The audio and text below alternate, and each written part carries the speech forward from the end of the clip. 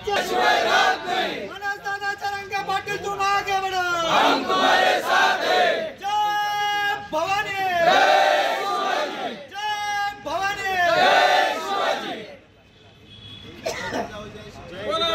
महाराजी जय। तुमचं आमचं नातं काय? जय जिजाऊ जय शिवराय। तुमचं आमचं नातं काय? जय जिजाऊ जय शिवराय।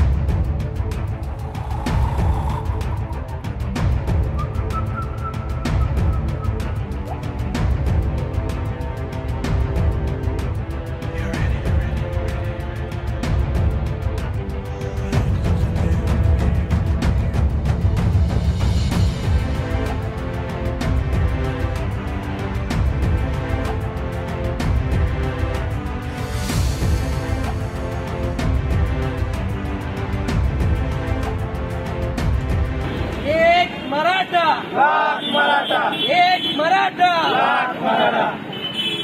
मरेंगे जीतेंगे हम सब लढेंगे, मरेंगे जीतेंगे।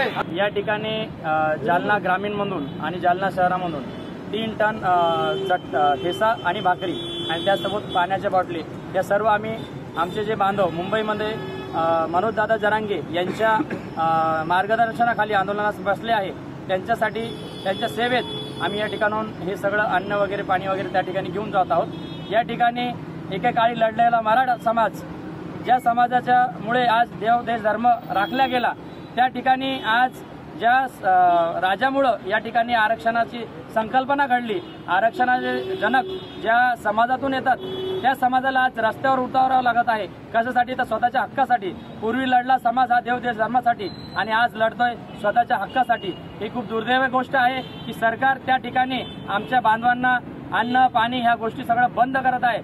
सध्या त्या ठिकाणी भरपूर ठिकाणाहून अन्न सामुग्री पोहोचत आहे। नाशिक जिल्ह्यातून आज जवळपास 22 ते 23 पिकअप ह्या जेवण रेडी करून चपाती असेल, ठेचा असेल, बेसन पिठला असेल, राजगिरीचे लाडू असतील, बिस्किट असेल, पाणी बॉटल असेल, त्याचबरोबर चिवडा असेल, भत्ता असेल, या सगळ्या वस्तू आम्ही आव्हान केलं होतं काल की नाशिक जिल्ह्याने पहिलेही सांगितलं होतं का अन्नदानाची रसद ही नाशिक जिल्हा जबाबदारी घेईल आणि ती जबाबदारी आज तुम्ही पाहिलं असेल या ठिकाणाहून किती मोठ्या प्रमाणात चालू आहे।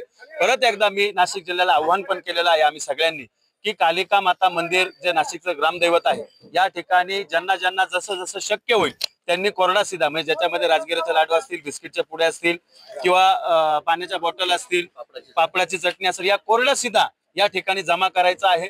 आपण त्या ठिकाणी प्रत्येकानं आपली जबाबदारी उचलायची आहे। रोज इथून ह्या सगळ्या गाड्यांची रसद नोंदणी करून जाईल। आज नाशिक जिल्ह्यातून 20 ते 25 पिकअप ज्याची नोंद आमच्याकडे झालेली आहे त्या सर्व पिकअप मुंबईच्या दिशेने रवाना झालेले आहेत। सरकारला आमची विनंती आहे की तुम्ही आमचा अंत पाहू नका। मराठ्यांची रसद कोणी तोडू शकत नाहीत। मराठे राज्यात काय देशात कुठेही उपाशी राहू शकत नाही। त्यामुळे आमची ही संपूर्ण तयारी नाशिक जिल्ह्याने तो विडा उचलले तो पूर्ण करणार।